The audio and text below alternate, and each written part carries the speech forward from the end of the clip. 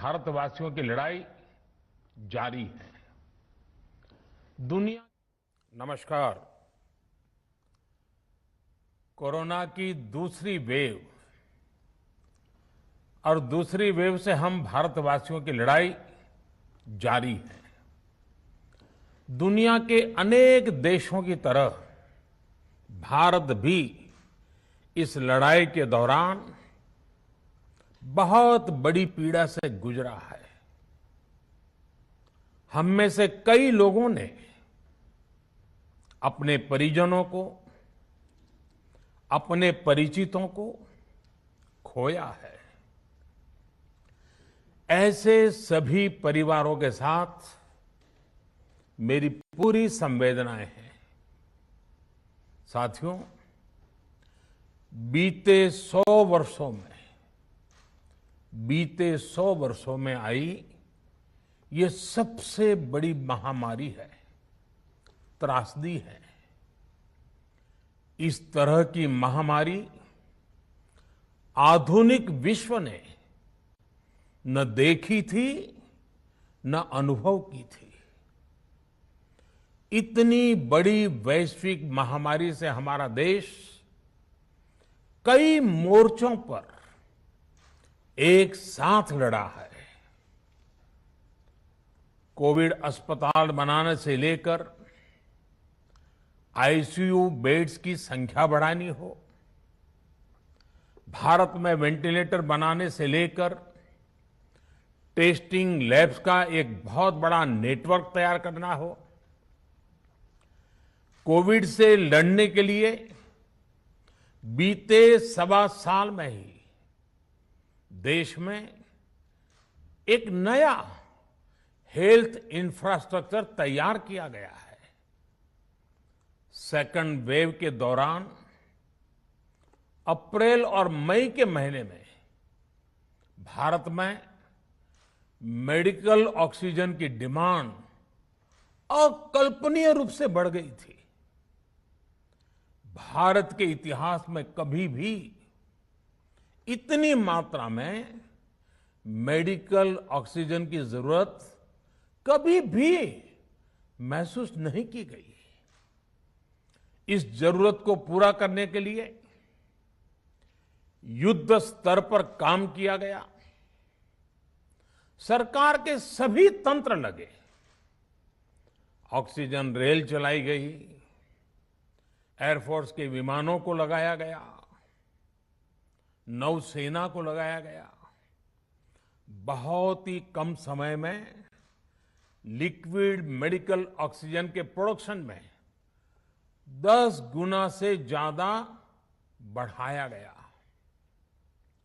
दुनिया के हर कोने से, जहां कहीं से भी जो कुछ भी उपलब्ध हो सकता था, उसको प्राप्त करने का भरसक प्रयास किया गया, लाया गया। इसी तरह जरूरी दवाओं के प्रोडक्शन को कई गुना बढ़ाया गया। विदेशों में जहां भी दवाइयां उपलब्ध हो, वहां से उन्हें लाने में कोई कोर कसर बाकी नहीं छोड़ी गई। साथियों, कोरोना जैसे अदृश्य और रूप बदलने वाले दुश्मन के खिलाफ लड़ाई में सबसे प्रभावी हथियार कोविड प्रोटोकॉल है। मास्क, 2 गज की दूरी और बाकी सारी सावधानियां, उसका पालन ही है। इस लड़ाई में वैक्सीन हमारे लिए सुरक्षा कवच की तरह है। आज पूरे विश्व में वैक्सीन के लिए जो मांग है, उसकी तुलना में उत्पादन करने वाले देश और वैक्सीन बनाने वाली कंपनियां बहुत कम है, इन्हीं गिनी हैं। कल्पना करिए कि अभी हमारे पास भारत में बनी वैक्सीन नहीं होती तो आज भारत जैसे विशाल देश में क्या होता। आप पिछले 50-60 साल का इतिहास देखेंगे तो पता चलेगा कि भारत को विदेशों से वैक्सीन प्राप्त करने में दशकों लग जाते थे। विदेशों में वैक्सीन का काम पूरा हो जाता था, तब भी हमारे देश में वैक्सीनेशन का काम शुरू भी नहीं हो पाता था। पोलियो की वैक्सीन हो, स्मॉल पॉक्स, जहां गांव में हम इसको चेचक कहते हैं, चेचक की वैक्सीन हो, हेपेटाइटिस बी की वैक्सीन हो, इनके लिए देशवासियों ने दशकों तक इंतजार किया था। जब 2014 में देशवासियों ने हमें सेवा का अवसर दिया, तो भारत में वैक्सीनेशन का कवरेज 2014 में भारत में वैक्सीनेशन का कवरेज सिर्फ 60% के आसपास था, 60% के आसपास था। और हमारी दृष्टि में ये बहुत चिंता की बात थी। जिस रफ्तार से भारत का टीकाकरण कार्यक्रम चल रहा था, उस रफ्तार से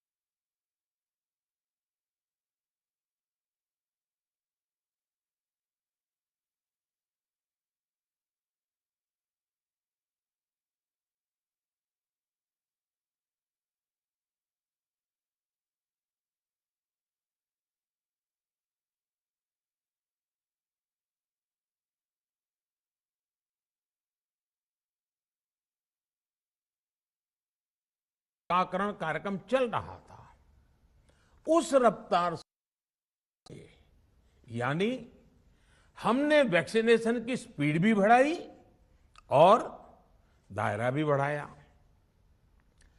हमने बच्चों को कई जानलेवा बीमारियों से बचाने के लिए कई नए टीकों का भी भारत के टीकाकरण अभियान का हिस्सा बना दिया। हमने इसलिए किया क्योंकि हमें हमारे देश के बच्चों की चिंता थी, गरीब की चिंता थी, गरीब के उन बच्चों की चिंता थी जिन्हें कभी टीका लग ही नहीं पाता था। हम 100% टीकाकरण कवरेज की तरफ बढ़ रहे थे कि कोरोना वायरस ने हमें घेर लिया। देश ही नहीं, दुनिया के सामने फिर पुरानी आशंकाएं घिरने लगी कि अब भारत कैसे इतनी बड़ी आबादी को बचा पाएगा। लेकिन साथियों, जब नीयत साफ होती है, नीति स्पष्ट होती है, निरंतर परिश्रम होता है, तो नतीजे भी मिलते हैं। हर आशंका को दरकिनार करके भारत ने 1 साल के भीतर ही एक नहीं बल्कि 2 made in India vaccine launch कर दी। हमारे देश ने, देश के वैज्ञानिकों ने ये दिखा दिया कि भारत बड़े बड़े देशों से पीछे नहीं है। आज जब मैं आपसे बात कर रहा हूं, तो देश में 23 करोड़ से ज्यादा वैक्सीन की डोज दी जा चुकी है। 23 करोड़। साथियों, हमारे यहां कहा जाता है, विश्वासेन सिद्धिः, विश्वासेन सिद्धिः, अर्थात हमारे प्रयासों में हमें सफलता तब मिलती है जब हमें स्वयं पर विश्वास होता है। हमें पूरा विश्वास था कि हमारे वैज्ञानिक बहुत ही कम समय में वैक्सीन बनाने में सफलता हासिल कर लेंगे। इसी विश्वास के चलते जब हमारे वैज्ञानिक अपना रिसर्च वर्क कर ही रहे थे, तभी हमने लॉजिस्टिक्स और दूसरी तैयारियां शुरू कर दी थी। आप सब भली भांति जानते हैं कि पिछले साल यानी 1 साल पहले, पिछले साल अप्रैल में जब कोरोना के कुछ ही हजार केस थे, उसी समय वैक्सीन टास्क फोर्स का गठन कर दिया गया था। भारत के लिए वैक्सीन बनाने वाली कंपनियों को सरकार ने हर तरह से सपोर्ट किया। वैक्सीन निर्माताओं को क्लिनिकल ट्रायल में मदद की गई, रिसर्च और डेवलपमेंट के लिए जरूरी फंड दिया गया। हर स्तर पर सरकार उनके साथ कंधे से कंधा मिलाकर चली। आत्मनिर्भर भारत पैकेज के तहत मिशन कोविड सुरक्षा के माध्यम से भी उन्हें हजारों करोड़ रुपए उपलब्ध कराए गए। पिछले काफी समय से देश लगातार जो प्रयास और परिश्रम कर रहा है, उससे आने वाले दिनों में वैक्सीन की सप्लाई और भी ज्यादा बढ़ने वाली है। आज देश में 7 कंपनियां विभिन्न प्रकार की वैक्सीन का प्रोडक्शन कर रही है। 3 और वैक्सीन का ट्रायल भी एडवांस स्टेज पे चल रहा है। वैक्सीन की उपलब्धता बढ़ाने के लिए दूसरे देशों की कंपनियों से भी वैक्सीन खरीदने की प्रक्रिया को तेज किया गया है। इधर हाल के दिनों में कुछ एक्सपर्ट्स द्वारा हमारे बच्चों को लेकर भी चिंता जताई गई है। इस दिशा में भी 2 वैक्सीन का ट्रायल तेजी से चल रहा है। इसके अलावा अभी देश में एक नेजल वैक्सीन पर भी रिसर्च जारी है। इसे सिरिंज से न देकर नाक में स्प्रे किया जाएगा। देश को अगर निकट भविष्य में इस वैक्सीन पर सफलता मिलती है, तो इससे भारत के वैक्सीन अभियान में और ज्यादा तेजी आएगी। साथियों, इतने कम समय में वैक्सीन बनाना अपने आप में पूरी मानवता के लिए बहुत बड़ी उपलब्धि है, लेकिन इसकी अपनी सीमाएं भी हैं। वैक्सीन बनने के बाद भी दुनिया के बहुत कम देशों में वैक्सीनेशन प्रारंभ हुआ और ज्यादातर समृद्ध देशों में ही शुरू हुआ। WHO ने वैक्सीनेशन को लेकर गाइडलाइंस दी। वैज्ञानिकों ने वैक्सीनेशन की रूपरेखा रखी और भारत ने भी जो अन्य देशों की बेस्ट प्रैक्टिसेस थी, विश्व स्वास्थ्य संगठन WHO के मानक थे, उसी आधार पर चरणबद्ध तरीके से वैक्सीनेशन करना तय किया। केंद्र सरकार ने मुख्यमंत्रियों के साथ हुई अनेकों बैठकों से जो सुझाव मिले, संसद के विभिन्न दलों के साथियों द्वारा जो सुझाव मिले, उसका भी पूरा ध्यान रखा।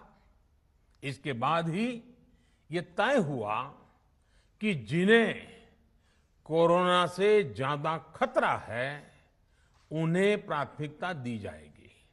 इसलिए ही हेल्थ वर्कर्स, फ्रंटलाइन वर्कर्स, 60 वर्ष की आयु से ज्यादा के नागरिक, बीमारियों से ग्रसित 45 वर्ष से ज्यादा आयु के नागरिक, इन सभी को वैक्सीन पहले लगनी शुरू हुई है। आप कल्पना कर सकते हैं कि अगर कोरोना की दूसरी वेव से पहले हमारे फ्रंटलाइन वर्कर्स को वैक्सीन नहीं लगी होती तो क्या होता? सोचिए, हमारे डॉक्टर्स, नर्सिंग स्टाफ को वैक्सीन ना लगी तो क्या होता? अस्पतालों में सफाई करने वाले हमारे भाई बहनों को, एम्बुलेंस के हमारे ड्राइवर्स भाई बहनों को वैक्सीन ना लगी होती तो क्या होता? ज्यादा से ज्यादा हेल्थ वर्कर्स को वैक्सीनेशन होने की वजह से ही वो निश्चिंत होकर दूसरों की सेवा में लग पाए, लाखों देशवासियों का जीवन बचा पाए।